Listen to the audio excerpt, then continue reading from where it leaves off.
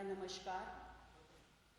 आज हमारे साथ पवन कुमारी जी हैं जो कि हमारी जनरल सेक्रेटरी हैं HPMC की, और नीलम बाल्यान जी हैं सोनीपत से डिस्ट्रिक्ट प्रेसिडेंट हैं, रेखा है, रीना है, खुशी है, गीता कांगड़ा जी है, पंचकुला से वाइस प्रेसिडेंट हैं, और विजय ढांडा जी हैं। आज हमारा जो इस प्रेस वार्ता का हमारा जो विषय है वो नारी न्याय पे है। जैसे कि आप सब लोग जानते हैं कि हमारे नेता राहुल गांधी जी भारत जोड़ो न्याय यात्रा कर रहे हैं, और इस यात्रा से हर जगह हर वर्ग के लोगों से मिल रहे हैं, और उसी यात्रा के बीच में हमारी महिला कांग्रेस की जो नेशनल प्रेसिडेंट हैं अलका लांबा जी और हमारे और महिला कांग्रेस के पदाधिकारी भी उस यात्रा में शामिल हैं, और हर महिलाओं से मिल रहे हैं और उनकी समस्याओं को जानने की कोशिश कर रहे हैं कि महिलाओं को क्या क्या समस्याएं आ रही हैं और हमें उनकी समस्याओं को कैसे दूर करना चाहिए और महिला कांग्रेस को उसके रिगार्डिंग क्या काम करने चाहिए। तो उसी में ही हमने नारी न्याय के रूप में एक प्रोग्राम बनाया है, जो समस्याएं हैं, जो हमारी मांग है, उस नारी न्याय के रूप में वो हम आपसे डिस्कस करना चाहते हैं। तो इसमें नारी न्याय जो हमारा प्रोग्राम रहेगा और महिलाओं के लिए जो समस्याएं मिली हैं वो हम आपको, जो हमने मांगे रखी हैं वो आपको बताना चाहते हैं। पहला है आर्थिक सशक्तिकरण। महिलाओं का आर्थिक सशक्तिकरण होना बहुत ज़रूरी है। आप देख रहे हैं महंगाई का ज़माना है, महंगाई इतनी बढ़ गई है, सारी चीज़ें जो हैं बहुत महंगी हो गई हैं, चाहे LPG गैस का मामला ले लीजिए, चाहे सब्जी ले लीजिए, दाल ले लीजिए, और महिलाओं को अपना घर चलाना बहुत मुश्किल हो रहा है।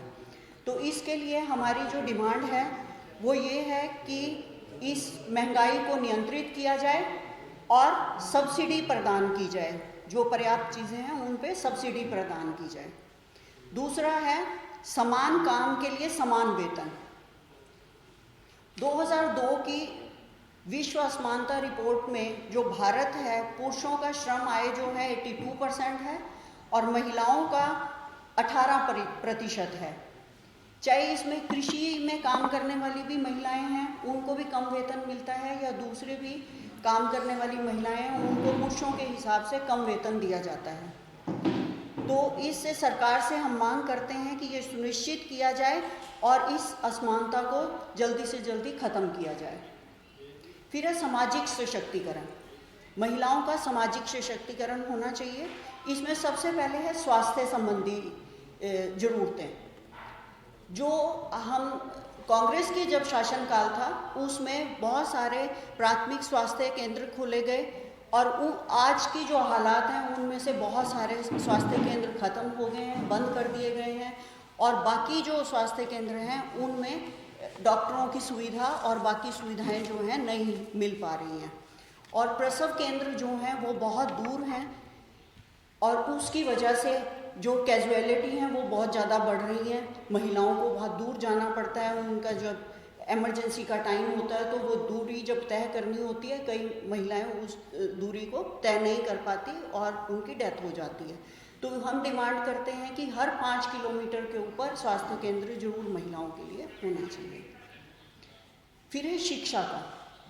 शिक्षा, कांग्रेस ने सभी जगह मुफ्त प्राथमिक शिक्षा को प्राथमिकता दी, और IIT, IIM सहित बहुत सारी प्रतिष्ठित संस्थान खोले गए, लेकिन आज जो है शिक्षा व्यवस्था जो है चरमरा चुकी है, और इसके अंदर स्कूल बंद किए जा रहे हैं, और कई जगह पे टीचर नहीं है, टीचर की जो है उनकी भर्तियाँ नहीं हो रही, पद खाली हैं लेकिन उनकी भर्तियाँ नहीं हो रही। तो सरकार से डिमांड करते हैं कि शिक्षा को प्राथमिकता दी जाए, और बजट में भी कटौती की जा रही है, शिक्षा के लिए बजट में भी कटौती की जा रही है।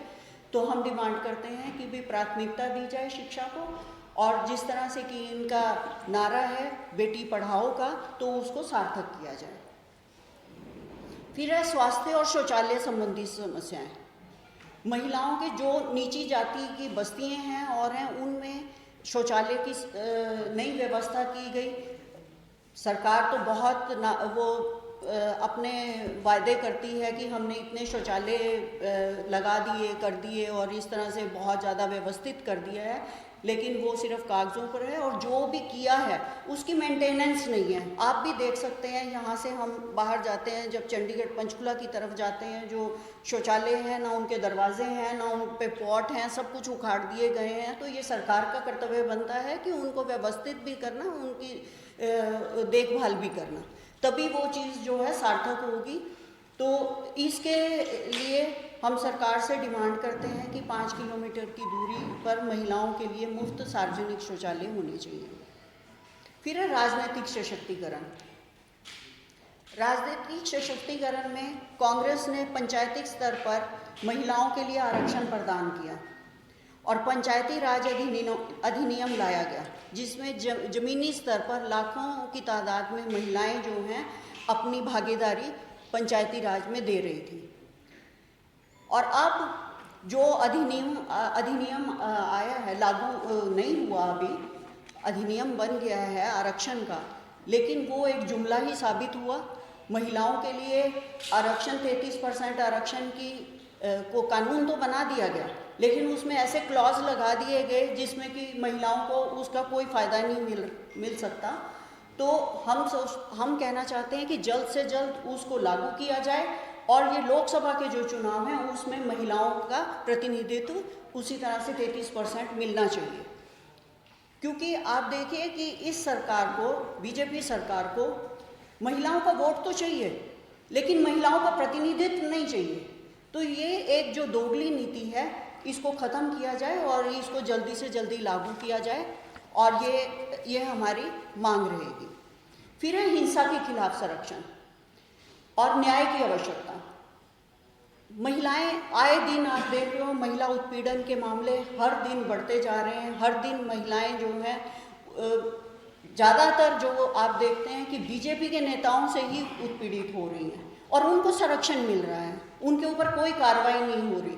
जैसे कि आप देख रहे हैं कि हमारे जो खेल मंत्री थे संदीप सिंह जी, उनके लिए मैंने भी प्रेस कॉन्फ्रेंस की, हमने बहुत एजिटेशंस किए, उसके बावजूद भी हमारे यहाँ हरियाणा के मुख्यमंत्री जो हैं वो विधानसभा में जब ये आवाज़ उठाई गई और कहा उनको बर्खास्त किया जाए, वो कहते हैं हम नहीं करेंगे, नहीं करेंगे, नहीं करेंगे। ये बहुत बेशर्मी वाली बात है। और जैसे कि पहलवान बेटियाँ थी हमारी, मणिपुर का मामला था, मणिपुर में महिलाएं कितनी परेशान हुई और क्या उनकी दुर्दशा हुई, और किसी के पास भी वहाँ जाने का वक्त नहीं था, किसी के पास जाने का टाइम नहीं था और ना कोई कार्रवाई होती है। और जबकि वहाँ के मुख्यमंत्री जी से पूछा जाता है तो वो कहते हैं ऐसी तो बहुत सारी वारदातें होती हैं, यहाँ तो होती रही हैं। तो मुख्यमंत्री जी क्या कर रहे हैं? या प्रधानमंत्री जी के पास टाइम नहीं है वहाँ पे 1 मिनट भी जाने का और वहाँ की जो व्यथा सुनने का और वहाँ के जो पीड़ित लोग हैं उनसे मिलने का? बाकी जगह सब जगह जाते हैं, तो क्यों उनके पास इस चीज़ के लिए टाइम नहीं है? तो हम ये डिमांड करते हैं कि अन्याय के खिलाफ कड़ा रुख अपनाया जाए, जिसमें महिलाओं के खिलाफ इस्तेमाल की जाने वाली अपमानजनक भाषा और सड़क और ऑनलाइन पर बेरोक टोक ट्रोल संस्कृति के खिलाफ प्रभावी कदम उठाए जाएं। फिर है महिलाओं की गरिमा। भाजपा के शासन के दौरान हमने महिलाओं की गरिमा का लगातार उल्लंघन देखा है और भाजपा नेता अपने संवैधानिक अधिकारों के अनुरूप अपने मन की बात कहने वाली महिलाओं के खिलाफ सख्त गैर कानूनी कार्रवाई कर रहे हैं। हम इसकी कड़े शब्दों में निंदा करते हैं और ये सुनिश्चित करने के लिए आह्वान करते हैं कि सभी नागरिकों की तरह महिलाओं को भी उनके निजी जीवन के सभी पहलुओं में संवैधानिक सुरक्षा और सम्मान सुनिश्चित किया जाए। हम महिला कांग्रेस इस देश में संवैधानिक मूल्य और उन महिलाओं के अधिकारों के लिए लड़ने के लिए प्रतिबद्ध है जो इस देश की आधी आबादी है, लेकिन इसके मुद्दे पूरे देश को प्रभावित करते हैं। बहुत बहुत धन्यवाद। तो ये हमारा वो है, आज लॉन्च करेंगे हम लोग नारी न्याय का जो हमारा ये वो एजेंडा रहेगा।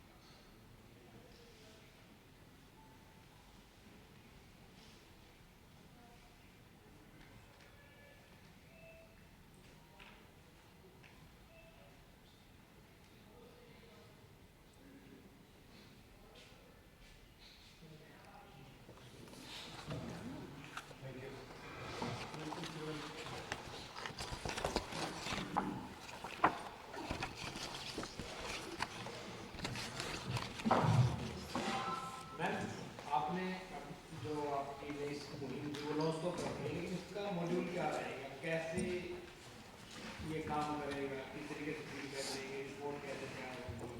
देखिए, महिला कांग्रेस इन मुद्दों पर पहले भी काम कर रही है। जहाँ भी किसी महिला को कोई परेशानी टीम होती वगैरह स्पेशल, है जी, कोई टीम वगैरह स्पेशल बनाई हो?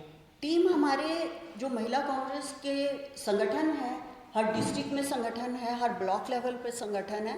जहाँ भी कोई वो होगी तो वो टीम पहले आएगी और उसके बाद हम लोग भी वहाँ पे जाके, और कोई बहुत ही ज़्यादा बड़ा मुद्दा होगा तो नेशनल प्रेसिडेंट भी वहाँ पे पहुँच के और उस चीज़ को उस पर कार्रवाई करवाएगी।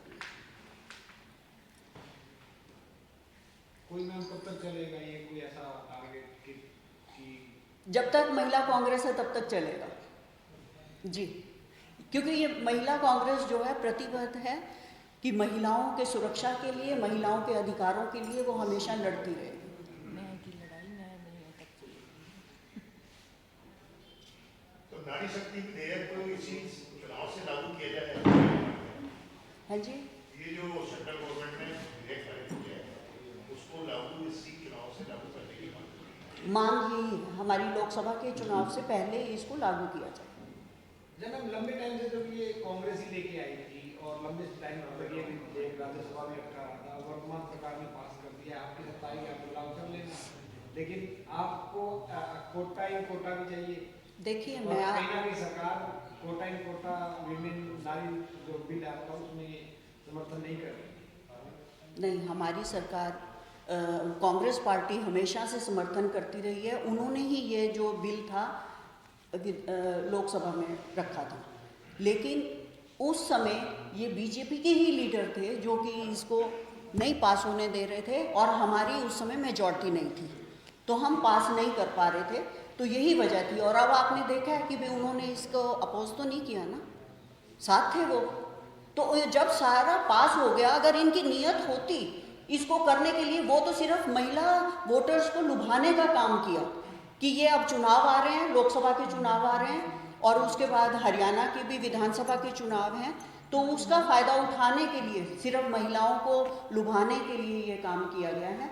और बाकी ये कुछ भी नहीं है। जैसे पहले जुमले निकले हैं कि 15 लाख रुपए हर एक के उसमें आ जाएंगे, 2 करोड़ नौकरियां हर साल मिलेंगी।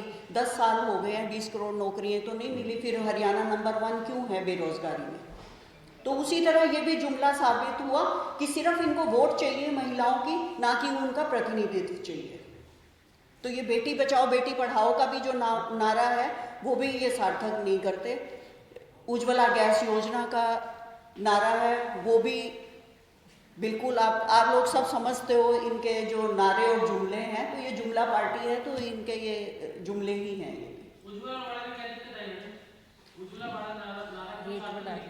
उज्ज्वला गैस योजना, जैसे इन्होंने गैस सिलेंडर फ्री में दिए और बाद में सब्सिडी ख़त्म कर दी उस पर, और इतने 11,500 रुपये का गैस सिलेंडर हो गया। हम गांव-गांव जाते हैं, उन्होंने गैस सिलेंडर क्या है कोने में रख दिया। और अब जब लोकसभा के चुनाव आ रहे हैं, 200 रुपये अब कम कर दिया। 200 रुपये कम करके फिर जब चुनाव खत्म हो जाएंगे उससे डबल बढ़ा देंगे। ये तो एक उनको लुभाने का काम कर रहे हैं। 200 रुपये कम अब क्यों किया? जब आप राजस्थान में 400 रुपये का सिलेंडर दे सकते हो तो पूरे देश में करना चाहिए था। अगर आपको इतनी चिंता है महिलाओं की तो तब यहाँ भी होना चाहिए था, क्यों नहीं हुआ? तो उज्ज्वला गैस योजना भी एक जुमला ही साबित हुई। फिर आप ये मान रहे हैं कि चुनाव के खत्म होने के बाद वही बढ़ाएंगे? वही बढ़ाएंगे, उससे भी डबल हो जाएंगे, उससे भी डबल हो जाएंगे। उन्हीं की सरकार आएगी, आप ये मान रहे हैं? नहीं, अगर उनकी सरकार आई तो उनका ये भी एक वैसे ही जुमला और लोगों को लुभाने का काम, वो तो जब लोग बताएंगे ना, वो तो लोग बताएंगे, आपको रिजल्ट का पता लगेगा। अगर इनकी सरकार आई तो आप देखना, हम जनता को ये कह रहे हैं कि भाई आपने जैसे पहले देखा 410 रुपये से 11,500 रुपये कर दिया, तो अब देखना कि उससे भी डबल करेंगे अगर ये आए तो, अगर आए तो जी। और हमारे काम करते हैं। थैंक यू बहुत।